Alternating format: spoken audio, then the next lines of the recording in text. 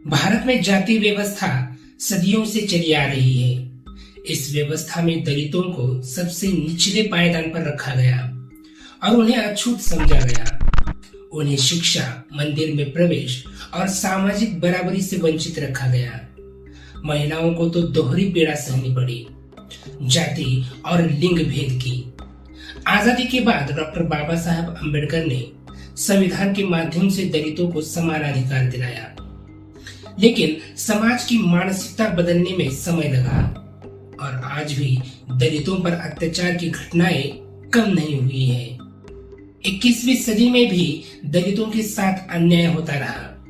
गांवों में दलित दूल्हे को घोड़ी पर चढ़ने से रोका गया, स्कूलों में बच्चों को अलग बिठाया गया और पंचायत चुनाव में उनकी जीत दबाने की कोशिश तो होती रहती है। पुलिस प्रशासन भी उनकी शिकायतें दर्ज करने से कतराता है। इन परिस्थितियों ने दलित युवाओं को संगठित होने के लिए मजबूर किया और इसी से जन्म हुआ भीम आर्मी का। भीम आर्मी की स्थापना 2015 में उत्तर प्रदेश की सहारनपुर जिले में चंद्रशेखर आजाद, विनय रतन सिंह और उनके साथियों ने की। इसका पूरा नाम भीम आर्मी भारत एकता मिशन है। संगठन का उद्देश्य दलितों पर हो रहे अत्याचारों का प्रतिरोध करना है, शिक्षा को फैलाना है और समाज में समानता लाना है। शुरुआत में यह छोटे स्तर पर गांवों में शिक्षा केंद्र खोलने से शुरू हुआ, लेकिन धीरे धीरे पूरे उत्तर भारत में ये आंदोलन फैल गया। 2017 में सहारनपुर के शब्बीरपुर गांव की घटना में भीम आर्मी को राष्ट्रीय पहचान दिलाई। इस संघर्ष में ठाकुरों और दलितों के बीच टकराव हुआ, दलितों के घर जलाए गए और महिलाओं, बच्चों पर हमले भी हुए। इस अन्याय के खिलाफ चंद्रशेखर आजाद खुलकर सामने आए और उन्होंने दलितों को संगठित कर सरकार और पुलिस के रवैये का विरोध किया। इसी घटना के बाद भीम आर्मी पूरे देश में दलितों की आवाज बन गई। भीम आर्मी का मुख्य उद्देश्य है दलितों को न्याय दिलाना, शिक्षा के जरिए सशक्त बनाना, फुले शाहू अम्बेडकर और काशीराम जी के विचारों का प्रचार करना और संविधान की रक्षा करना। संगठन ने गांव-गांव में भीम स्कूल खोले और गरीब बच्चों को मुफ्त शिक्षा दी। चंद्रशेखर आजाद ने हमेशा कहा कि शिक्षा ही असली हथियार है और इसी विचार को आधार बनाकर संगठन ने शिक्षा का अभियान चलाया।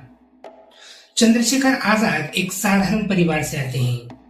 उन्होंने वकालत की पढ़ाई की और हमेशा अन्याय के खिलाफ आवाज उठाई। लोग उन्हें रावण के नाम से भी जानते हैं। वे निर्भीक नेता हैं जो हर संघर्ष में सबसे आगे रहते हैं। कई बार उन्हें जेल जाना पड़ा, लेकिन उन्होंने कभी हार नहीं मानी। उनका नेतृत्व आज लाखों SC/ST युवाओं को प्रेरित कर रहा है। भीम आर्मी ने कई बड़े आंदोलन किए। 2019 में दिल्ली में हुंकार रैली आयोजित की गई, जिसमें लाखों लोग शामिल हुए और नारा दिया गया, जय भीम जय संविधान। संगठन ने शिक्षा के साथ साथ सामाजिक जागरूकता पर भी जोर दिया। SC/ST महिलाओं को आंदोलन में सक्रिय रूप से शामिल किया गया और युवाओं को नशा तथा अपराध से दूर रहने के अभियान भी चलाए गए। इस संगठन का प्रभाव इतना बड़ा हुआ कि यह सिर्फ उत्तर प्रदेश तक सीमित नहीं रहा। आज भीम आर्मी हरियाणा, पंजाब, राजस्थान, दिल्ली और महाराष्ट्र में सक्रिय है और धीरे धीरे यह राष्ट्रीय स्तर का संगठन बन गया है। यहाँ तक कि विदेशों में भी इसकी शाखाएं बनने लगी हैं। राजनीतिक स्तर पर भी चंद्रशेखर आजाद ने 2020 में आजाद समाज पार्टी की स्थापना की। इस पार्टी का उद्देश्य दलितों, पिछड़ों और अल्पसंख्यकों को जोड़कर सत्ता में उनकी भागीदारी सुनिश्चित करना है। 2022 के उत्तर प्रदेश चुनाव में पार्टी ने भाग लिया। भले ही बड़ी जीत नहीं मिली, लेकिन इससे संगठन की राजनीतिक पहचान और मजबूत हो गई। भीम आर्मी के सामने कई चुनौतियां भी हैं। सरकार और पुलिस इसे उग्र संगठन मानती है और कई बार इसके नेताओं को गिरफ्तार किया गया है। मीडिया ने भी कई बार इसे बदनाम करने की कोशिश की। जातिवाद की गहरी जड़ें, आर्थिक असमानता और रोजगार की कमी अभी भी बड़ी बाधाएं हैं। लेकिन इसके बावजूद संगठन लगातार मजबूत हो रहा है और दलित समाज में आत्मसम्मान की भावना जागृत कर रहा है। आज SC/ST युवा शिक्षा को हथियार मानकर आगे बढ़ रहे हैं। गांवों में अब दलित दूल्हे घोड़ी पर बारात निकाल सकते हैं, मंदिरों में प्रवेश कर सकते हैं और पंचायत चुनाव में खुलकर हिस्सा भी ले सकते हैं। महिलाओं की शिक्षा पर भी जोर दिया जा रहा है। यह सब भीम आर्मी के सामाजिक प्रभाव का परिणाम है। ये कहा जा सकता है कि भीम आर्मी आज दलितों की असली आवाज बन चुकी है। यह सिर्फ एक संगठन नहीं बल्कि सामाजिक क्रांति का आंदोलन है। चंद्रशेखर आजाद का नेतृत्व और युवाओं की भागीदारी इसे और मजबूत बना रही है। यह संगठन डॉक्टर बाबा साहेब अम्बेडकर के सपनों को साकार करने की दिशा में काम कर रहा है। भले ही चुनौतियां बड़ी हो, लेकिन भीम आर्मी उम्मीद की किरण है और इसका अंतिम लक्ष्य है समानता, भाईचारा और न्याय। वही दूसरी ओर महाराष्ट्र के चमारों का ऐसा कोई संगठन नहीं बना है, ना किसी ने बनाने की कोशिश की है। महाराष्ट्र और उत्तर प्रदेश दोनों ही राज्यों में चमार, जिन्हें आज जाटव या रविदासिया भी कहा जाता है, समाज मौजूद है, लेकिन उनके इतिहास, नेतृत्व और सामाजिक चेतना की दिशा अलग अलग रही है। यही वजह है कि महाराष्ट्र के चमारों का रुझान बाबा साहेब अम्बेडकर की ओर उतना मजबूत नहीं हुआ जितना उत्तर प्रदेश के चमार समाज का हुआ। आइए इसे विस्तार से समझते हैं। महाराष्ट्र का सामाजिक परिदृश्य महाराष्ट्र में दलित आंदोलन की मुख्य धारा बौद्ध जाति से शुरू हुई, जो खुद को बाबा साहेब अम्बेडकर की जाति भी मानते हैं। डॉक्टर बाबा साहेब अम्बेडकर ने अपने आंदोलन की नींव बौद्ध समुदाय को संगठित करके रखी।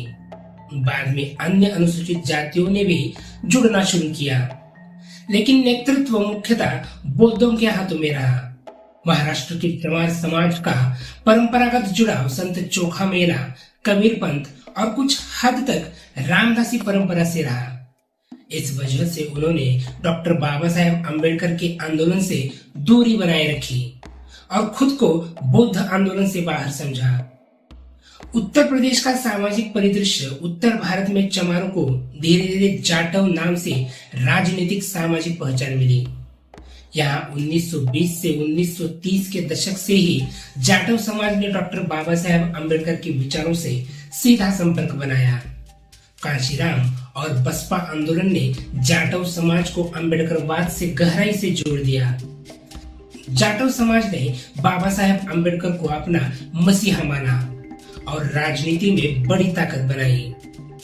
धार्मिक एवं सांस्कृतिक प्रभाव। महाराष्ट्र के चमार समाज ने संत रविदास या कबीर को अपना आध्यात्मिक आधार माना। उत्तर प्रदेश में भी रविदास का प्रभाव रहा, लेकिन वहां यह विचार अम्बेडकरवाद के साथ मिल गया और जय भीम जय रविदास का नारा बना।